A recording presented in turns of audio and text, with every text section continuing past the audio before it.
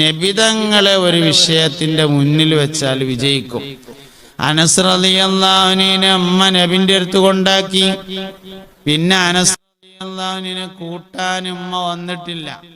ഇടക്കിടക്ക് ഉമ്മാനെ കാണാൻ അനസ് റളിയല്ലാഹു അൻഹു അങ്ങോട്ട് പോകുമായിരുന്നു.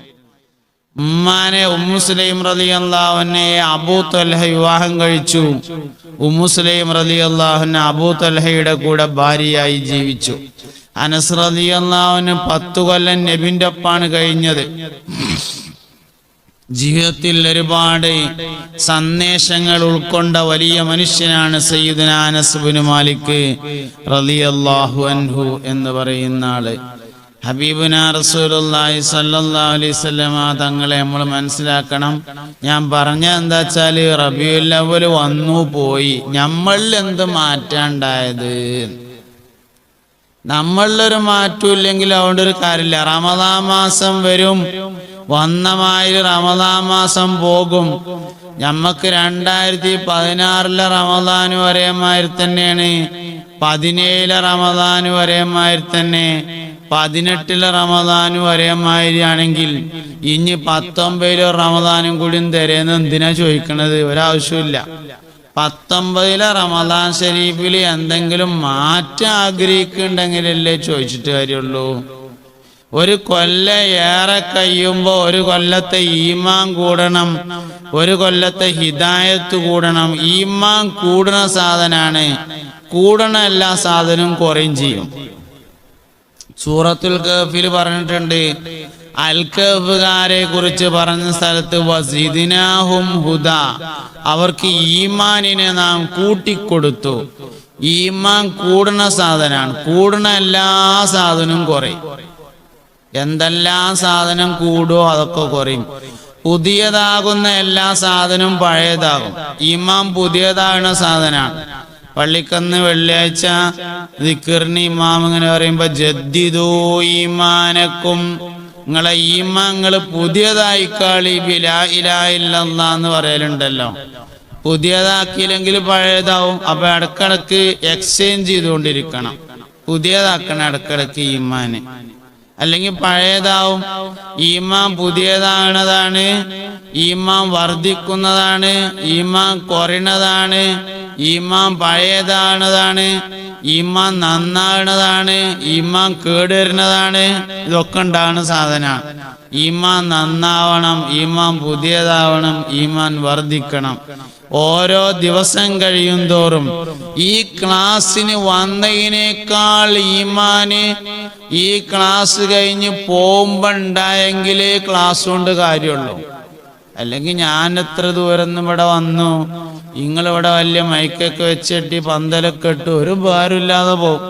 ക്ലാസ്സിന് വന്നതിനേക്കാൾ ഈമാൻ ക്ലാസ് കഴിഞ്ഞ് പോകുമ്പോ ഉണ്ടാവണം. അപ്പോൾ ഈ ക്ലാസ് ഉപകാരപ്പെട്ടു. നമ്മുടെ ഓരോ ഉപദേശങ്ങളും നമ്മുടെ ഓരോ കേൾവിയും ഓരോ കാഴ്ചയും ഈമാൻ കൂടാനാണ്. അല്ലാഹു തആല പറഞ്ഞിട്ടുണ്ട്, നിങ്ങളെ നാം ഭൂമിയിലേക്ക് പറഞ്ഞേക്കുമ്പോ നിങ്ങൾക്ക് 2 പ്രധാനപ്പെട്ട ഉപകരണങ്ങൾ തന്നു. 2 പ്രധാനപ്പെട്ട ഉപകരണങ്ങൾ തന്നിട്ടാണ് പറഞ്ഞത്.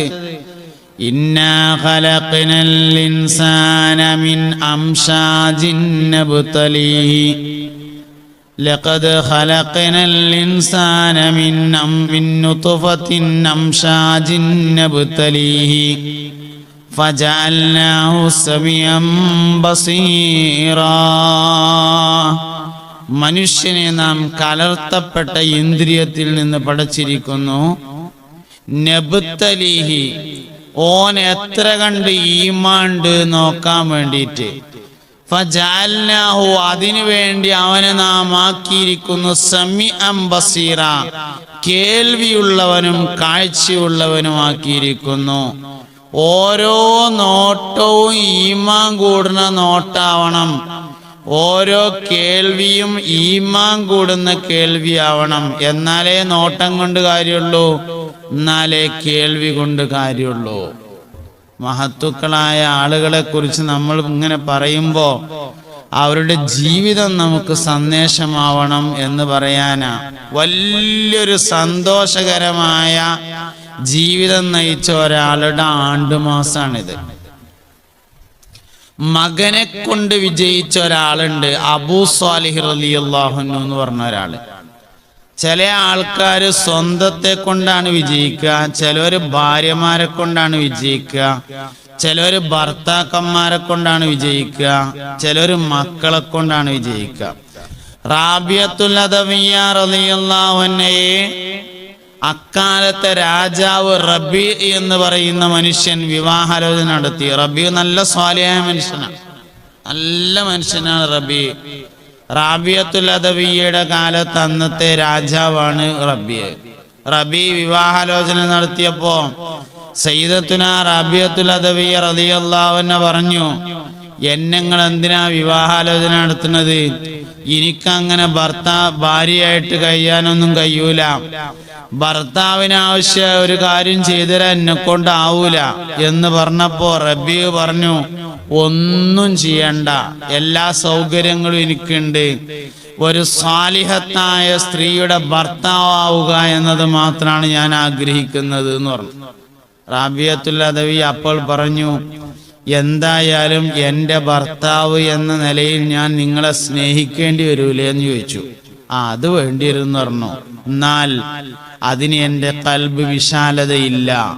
മുഹമ്മദ് നബി സല്ലല്ലാഹു അലൈഹി വസല്ലം തങ്ങളെ സ്നേഹിച്ചിട്ട് ഇനി വേറൊരാളെ സ്നേഹിക്കാൻ എൻ്റെ ഖൽബിൽ സ്ഥലമില്ല, അതുകൊണ്ട് കല്യാണം വേണ്ട എന്ന് പറഞ്ഞു സയ്യിദത്തുന റാബിയത്തുൽ അദവിയ്യ റളിയല്ലാഹു അൻഹ. ഞാൻ പറയണത് ഭർത്താക്കന്മാര് കൊണ്ട് വിജയിക്കണവരുണ്ട്, ഭാര്യമാരെ കൊണ്ട് വിജയിക്കണവരുണ്ട്, മക്കളെ കൊണ്ട് വിജയിക്കണവരുണ്ട്, വാപ്പാനെ കൊണ്ട് വിജയിക്കുന്ന ആൾക്കാരുണ്ട്, ഉമ്മാനെ കൊണ്ട് വിജയിക്കുന്ന ആൾക്കാരുണ്ട്. ഓരോരുത്തരും ഓരോരുത്തരെ കൊണ്ടാണ് വിജയിക്കുന്നത്. ഉമ്മയെ കൊണ്ട് വിജയിക്കുന്ന ആൾക്കാരുണ്ട്.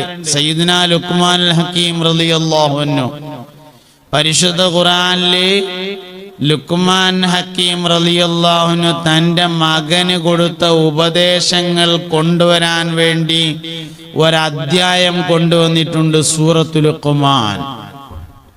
ലുഖ്മാൻ സൂറത്തിലെ സയ്യിദുനാ ലുഖ്മാൻ റളിയല്ലാഹു അൻഹു തൻ്റെ മകന് കൊടുത്ത ഉപദേശങ്ങളാണ്. യാ ബുനയ്യ ലാ തുശ്രിക് ബില്ലാഹ് ഇന്ന ശിർക ലദുൽമുൻ അദീം. മകനെ, അള്ളാഹുവിനോട് നീ പങ്കു ചേർക്കരുത് ട്ടോ. കുറേ ഉപദേശങ്ങളുണ്ട്.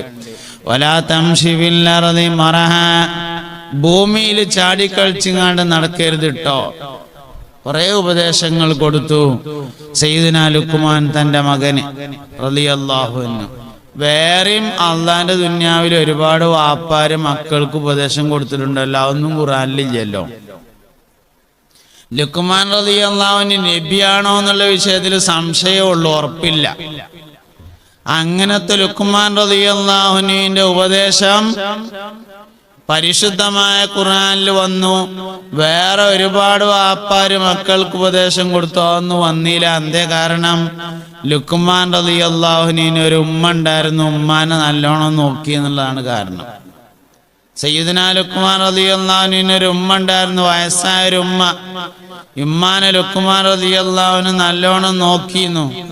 എന്ന് രാവിലെ വീട്ടിൽ നിന്ന് പോകുമ്പോൾ ഉമ്മാനോട് ചോദിക്കും, ഉമ്മ വൈകുന്നേരത്ത് ഞാൻ വരുമ്പോ ഉമ്മാക്ക് എന്താ കൊണ്ടുവരേണ്ടതെന്ന് ചോദിക്കും. ഉമ്മ എന്തേലും ഒന്ന് പറയും, അത് കൊടുന്നു കൊടുക്കും. ഉമ്മാക്ക് പ്രായമായപ്പോ അങ്ങനെ വലിയൊരു സുഖമില്ലാത്ത വർത്താനൊക്കെ പറഞ്ഞു തുടങ്ങി. ഒരു ദിവസം രാവിലെ ലുഖ്മാൻ വീട്ടിൽ നിന്ന് പോകുമ്പോ ഉമ്മാനോട് ചോദിച്ചു, ഉമ്മ ഇന്ന് വൈകുന്നേരം ലുഖ്മാൻ വരുമ്പോ നിങ്ങൾക്ക് എന്താ കൊണ്ടുവരേണ്ടതെന്ന് ചോദിച്ചപ്പോ പറഞ്ഞു, മോനെ ഇന്ന് വൈകുന്നേരത്ത് വരുമ്പോ എന്റെ കുട്ടി സ്വർഗത്തുനിന്നൊരു പിടി മണ്ണ് വാരിക്കൊണ്ടുകൊണ്ട് പറഞ്ഞു. സ്വർഗത്തുനിന്നൊരു പിടി മണ്ണ് വാരിക്കൊണ്ടുകൊണ്ട് പറഞ്ഞു.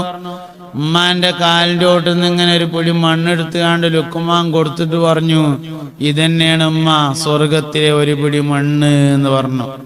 ആ ലുഖ്മാൻ റളിയല്ലാഹു അൻഹുവിന് മകനെ ഉപദേശിക്കാനുള്ള യോഗ്യത ഉണ്ടായി. അതിന്റെ കാരണം ഉമ്മാനെ നോക്കി എന്നുള്ളതാണ്. ഇമ്മാനെ കൊണ്ട് വിജയിക്കണവരുണ്ട്, വാപ്പാനെ കൊണ്ട് വിജയിക്കണവരുണ്ട്, മക്കളെ കൊണ്ട് വിജയിക്കുന്നവരുണ്ട്.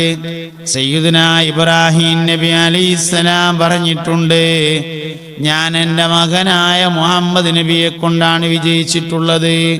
മിഅ്റാജിന്റെ രാത്രി നബി സല്ലല്ലാഹു അലൈഹി വസല്ലമ തങ്ങൾ വഴിയിൽ നിന്ന് ഇബ്രാഹിം നബിനെ കണ്ടപ്പോൾ ഇബ്രാഹിം നബി പറഞ്ഞു, മർഹബം ബി ഇബ്നി സ്വാലിഹി, എൻ്റെ മക്കളിലെ സ്വാലിഹായ മോനെ, സ്വാഗതം, നീ കടന്നുവായോ എന്ന് സയ്യിദുനാ ഇബ്രാഹിം നബി അലൈഹിസ്സലാം പറഞ്ഞു. മക്കളെ കൊണ്ട് വിജയിച്ച ആൾക്കാര്, ഭാര്യമാരെ കൊണ്ട് വിജയിച്ച ആൾക്കാര്, ഭർത്താവിനെ കൊണ്ട് വിജയിച്ച ആൾക്കാര്, ഉമ്മാനെ കൊണ്ട് വിജയിച്ചവര്, ഇങ്ങനെ ഒരുപാട് വിജയികൾ ലോകത്തുണ്ട്. മകനെ കൊണ്ട് വിജയിച്ച ആളാണ് അബൂ സാലിഹ് റളിയല്ലാഹു അൻഹു എന്ന് പറയുന്ന ആള്. കഥകളെല്ലാരും കേട്ടിട്ടുണ്ടാവും. ഒരു ദിവസം അബൂ സാലിഹ് ഇങ്ങനെ നടന്നു പോവുകയാണ്. വല്ലാതെ വിശന്നു. പുഴക്കരയിലൂടെയാണ് മഹാനവറുകൾ നടന്നു പോകുന്നത്. അപ്പോൾ ആ പുഴയിലൂടെ നല്ലൊരു അത്തിപ്പഴം ഒഴുകി വരുന്നത് കണ്ടു. ആ അത്തിപ്പഴം എടുത്ത് അബൂ സാലിഹ് കഴിച്ചു. കഴിച്ചതിന് ശേഷം പടച്ചോനെ, ഇത് ആരുടെ ആയിരിക്കും ഈ അത്തിപ്പഴം എന്നിങ്ങനൊരു സംശയമായി. പുഴക്കരയിലൂടെ അത്തി മുതലാളിയെയും തെരഞ്ഞുപോയി. കുറെ ദൂരം ചെന്നപ്പോ ഒരു മുതലാളിയുടെ അത്തിമരം പുഴയിലേക്ക് ചാഞ്ഞു നിൽക്കുന്നത് കണ്ടു. അത്തി മുതലാളിയെ സമീപിച്ച് പറഞ്ഞു, മുതലാളി, ഇങ്ങളെ അത്തിമരത്ത് നിന്ന് പുഴയിലേക്ക് ചാടി ഒരത്തിപ്പഴം ഞാൻ അറിയാതെ കഴിച്ചുപോയി, നിങ്ങൾ എന്നോട് ക്ഷമിക്കണം എന്ന് പറഞ്ഞപ്പോ അയാള് പറഞ്ഞു, ക്ഷമിക്കൂലാർന്നു. ക്ഷമിക്കാൻ ഞാൻ എന്താ വേണ്ടതെന്ന് ചോദിച്ചു. എന്റെ തോട്ടത്തില് ജോലി ചെയ്യണം, കൂലിയൊന്നും തരൂലാർന്നു. ആയിക്കോട്ടെർന്നു. നിശ്ചയിച്ചു, കാലാവധി നിശ്ചയിച്ചു, ജോലി ചെയ്തു. കാലാവധി പൂർത്തിയാക്കിയപ്പോ ഞാൻ പോട്ടെ എന്ന് ചോദിച്ചു. പോകാൻ പറ്റൂല, കുറച്ചാലും കൂടി വേണമെന്ന് പറഞ്ഞു. ആയിക്കോട്ടെ എന്ന് പറഞ്ഞു. പിന്നെ നിന്നു. കാലാവധി പൂർത്തിയാക്കി പോകാൻ നേരത്ത് ഞാൻ പോട്ടെ, നിങ്ങൾ പൊരുത്തപ്പെടുമെന്ന് ചോദിച്ചോ. പറഞ്ഞു, കയ്യും കണ്ണും കാലും ഒന്നും ഇല്ലാത്തൊരു മോളുണ്ട് എനിക്ക്, ഓളെ കല്യാണം കഴിക്കുകയാണെങ്കിൽ പൊരുത്തപ്പെടാന്ന് പറഞ്ഞു. ആയിക്കോട്ടെ എന്ന് പറഞ്ഞു. കല്യാണം കഴിച്ചു. കല്യാണം കഴിച്ച് റൂമിൽ ചെന്ന് നോക്കുമ്പോ കയ്യും കാലും കണ്ണും ഒക്കെ ഉണ്ടായിരുന്നു. ഇല്ലാന്ന് പറഞ്ഞത് ഞാൻ ഹറാമായ വിഷയത്തിലേക്ക് നടന്ന കാലില്ലാന്നാ. കൈയില്ല എന്ന് പറഞ്ഞത് ഹറാമ് തൊട്ട കൈയില്ലാന്നാ. കണ്ണില്ല എന്ന് പറഞ്ഞത് ഹറാമ് കണ്ട കണ്ണില്ലാന്നാ. ഞാൻ കുറെ കാലായിട്ട് എന്റെ കുട്ടിക്ക് പുതിയാപ്പളിനെ തെരഞ്ഞെടുക്കായിരുന്നു. ഇജന്നെയാണ് എന്റെ കുട്ടിയുടെ പുതിയാപ്പള, അങ്ങള് സന്തോഷമായിട്ട് ജീവിച്ചോളി എന്ന് പറഞ്ഞു. അതിലൊരു കുട്ടി ഉണ്ടായി. ഗൗസുൽ ആലം സുൽത്താൻ മുഹിയുദ്ദീൻ അബ്ദുൽ ഖാദിർ ജിലാനി അന്തൽ ഹുസൈനിയ വൽ ഹസനിയ കുന്തമാ ആബാ വ ഉമ്മൻ ശരീഫൈനി ഖദ് ഇജ്തമാ وكنت شمسا وبدرا نورا التماء أنت الحق لتدعى محي الدين. ബഹുമാനപ്പെട്ട ഗൗസുൽ ആലം സുൽത്താൻ മുഹിയുദ്ദീൻ അബ്ദുൽ ഖാദിർ ജീലാനി ഖദ്ദസല്ലാഹു സിർറഹുൽ അസീസ് മഹാനവറുകളുടെ ആണ്ടുമാസാണ്. എന്തിനാ മുഹിയുദ്ദീൻ ഷെയ്ഖിനെ പറ്റി പറയണത്? മുഹിയുദ്ദീൻ ഷെയ്ഖിന്റെ ജീവിതത്തിൽ നിന്ന് നമ്മളെ ജീവിതത്തിക്ക് എന്തെങ്കിലും കിട്ടണം. അവരുടെ ജീവിതത്തിൽ നിന്ന് നമ്മുടെ ജീവിതത്തിലേക്ക് എന്തെങ്കിലും പാഠം കിട്ടണം. അല്ലെങ്കിൽ വെറുതെ പറയാം, ഒരു കാര്യമില്ലാതാവും. ആ പാഠമുണ്ടെങ്കിൽ മാത്രമാണ് വിജയിക്കുന്നത്. ഗൗസുൽ ആലം റളിയല്ലാഹു അൻഹു ലോകർക്ക് മാതൃകയായാണ് ജീവിക്കുന്നത്. ഹുജ്ജത്തുൽ ഇസ്ലാം അബൂ ഹാമിദുൽ ഗസ്സാലി റളിയല്ലാഹു അൻഹു തന്റെ ഇഹ്യാ ഉലൂമുദ്ദീനിൽ പറഞ്ഞു വെച്ച എല്ലാ തസവുഫിന്റെ തത്വങ്ങളെയും മനുഷ്യന്മാർക്കിടയിൽ പ്രായോഗികവൽക്കരിച്ച ആളാണ് ഗൗസുൽ ആലം സുൽത്താൻ മുഹിയുദ്ദീൻ അബ്ദുൽ ഖാദിർ ജിലാനി ഖദ്ദസല്ലാഹു സിർറഹുൽ അസീസ്. കല്യാണം കഴിച്ച് കുട്ടികളുണ്ടായി ജീവിച്ചു ഗൗസുൽ ആലം. മക്കളുണ്ടായിരുന്നു, കല്യാണം കഴിച്ചിരുന്നു. കല്യാണം കഴിച്ച് കുട്ടികളുണ്ടായി. 4 അബ്ബാസിയ ഭരണാധികാരികളോടൊപ്പം ഭരണത്തിൽ പങ്കുചേരുക കൂടി ചെയ്ത രാഷ്ട്രീയക്കാരൻ കൂടിയാണ് ഗൗസുൽ ആലം. രാഷ്ട്രീയക്കാർക്ക് നേരാകാൻ പറ്റൂല എന്നൊന്നുമില്ല. അപ്പൊ രാഷ്ട്രീയമാകുമ്പോ കുറച്ച് അങ്ങനെയൊക്കെ ഉണ്ടാവൂലേ എന്ന് നമുക്ക് ഇങ്ങനെ തോന്നുകയാണ്. അങ്ങനെ ഉണ്ടാവുകയാണെങ്കിൽ ഗൗസുൽ ആലമിനും ഉണ്ടാകണ്ടേ? മുമ്പ് രാഷ്ട്രീയക്കാരനാണല്ലോ. രാഷ്ട്രീയക്കാർക്കും നേരാവാം, രാഷ്ട്രീയക്കാർക്കും ഔലിയാക്കളാവാം, അവർക്ക് ഔലിയാക്കളുടെ നേതാക്കളും ആവാം, എല്ലാം ആവാൻ പറ്റും. ടിപ്പു സുൽത്താൻ റളിയല്ലാഹു അൻഹു മഹാനവർകൾ വലിയാണ്, രാജാവാണ്. എത്ര രാജാക്കന്മാരുണ്ട്? നിസാമുദ്ദീൻ ഔലിയ രാജാവാണ്, വലിയാണ്. ജീവിതത്തെ തിരിച്ചറിയണം, ജീവിതത്തിന്റെ ലക്ഷ്യങ്ങളെ തിരിച്ചറിയണം എന്നതാണ് പ്രധാനപ്പെട്ട കാര്യം. അപ്പൊ മഹത്തുക്കളായ ആളുകൾ, ഒരുപാട് ആളുകളെ അനുസ്മരിക്കുന്ന ദിവസമാണ്, മാസമാണ് റബീഉൽ ആഖിർ. അവരുടെയൊക്കെ ജീവിതങ്ങൾ നമ്മുടെ ജീവിതത്തിന് പ്രചോദനമാവേണ്ടതുണ്ട്. ശംസുൽ ഉലമന്റെ ആണ്ടുമാസം, അള്ളാഹു അവരുടെ ദർജ ഉയർത്തട്ടെ, ഈ മാസം. മഹാനായ ശംസുൽ ഉലമയെ കുറിച്ച് ശംസുൽ ഉലമന്റെ മോള് പറഞ്ഞ ഒരു അനുഭവം ഇസ്ലാമിക് സാഹിത്യ അക്കാദമി പ്രസിദ്ധീകരിച്ച ശംസുൽ ഉലമ സ്മരണികയിൽ പറയുന്നുണ്ട്. കുറ്റിക്കാട്ടൂരിൽ താമസിച്ചിരുന്ന മകളടുത്തേക്ക് ശംസുൽ ഉലമ വീട് പണി നടക്കുന്ന സമയത്ത് 8 മാസം മാറി താമസിച്ചു. 8 മാസം മാറി താമസിച്ചു.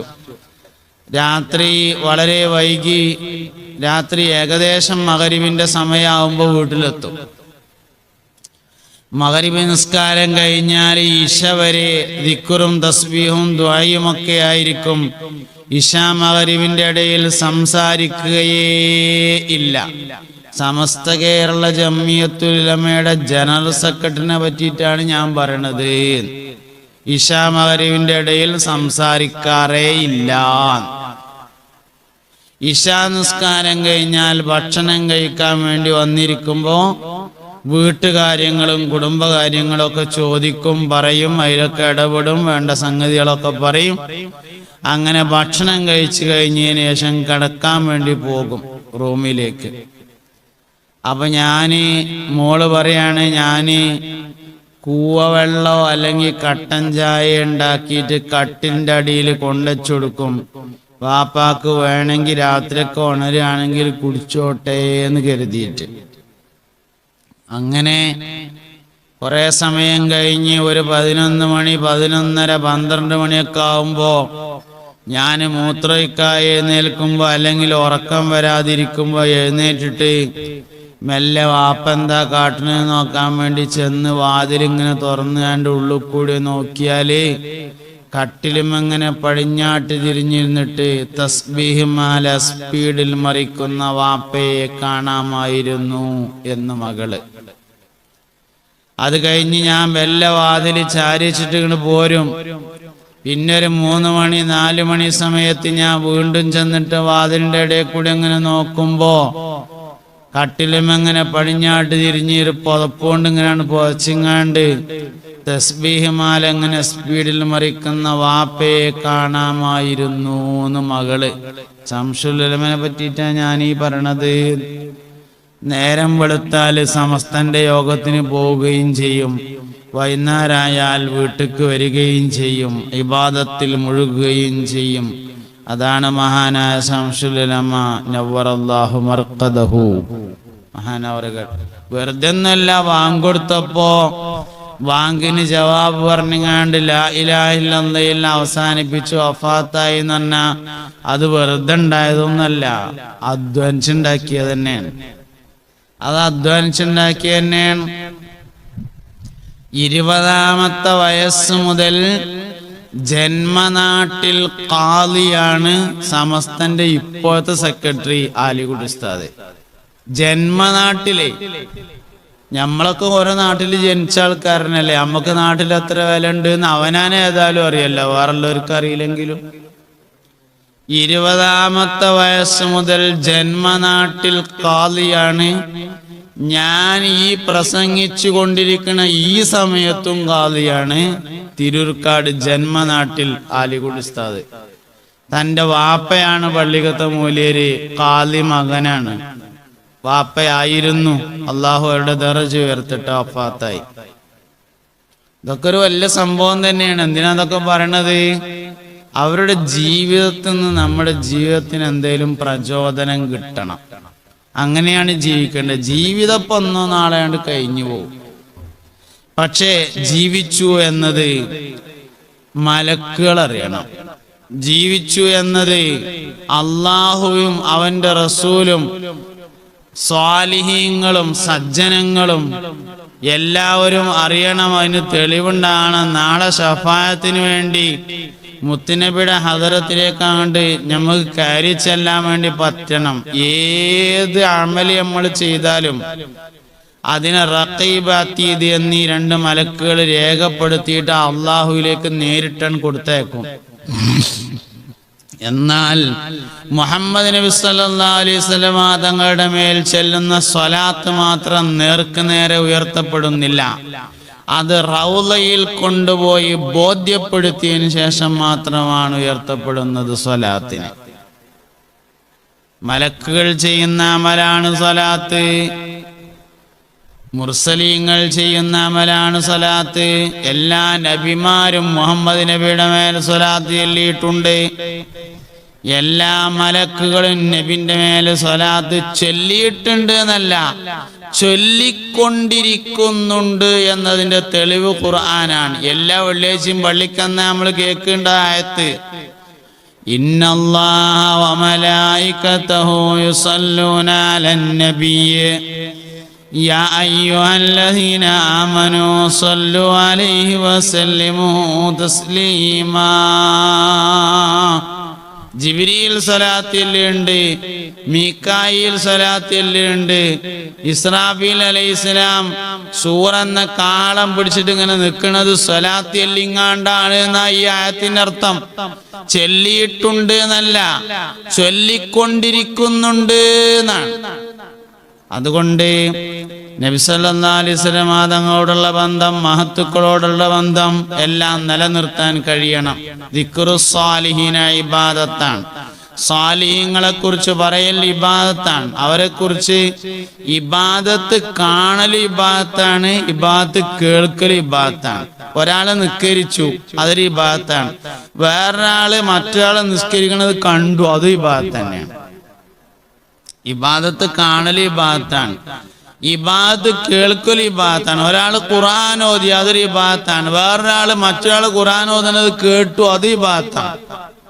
ഇബാദത്തിനെ കാണൽ ഇബാദത്താണ്, ഇബാദത്തിനെ കേൾക്കൽ ഇബാദത്താണ്. എല്ലാ ഇബാദത്തുകളാണ്. മുഅ്മിനായ മനുഷ്യനെ സംബന്ധിച്ച് ഇബാദത്തല്ലാത്ത ഒന്നുമില്ല. കുടുംബജീവിതത്തെ ഇബാദത്തായി കാണാൻ പറ്റണം. നാളൊരു ദിവസം ഞാൻ വിദേശത്തു നിന്ന് ഇങ്ങനെ ഒരു സ്ഥലത്ത് ക്ലാസ് എടുക്കുന്ന സമയത്ത് ഒരു പെണ്ണ് ഒരു എഴുത്ത് കൊടുത്തയച്ചു.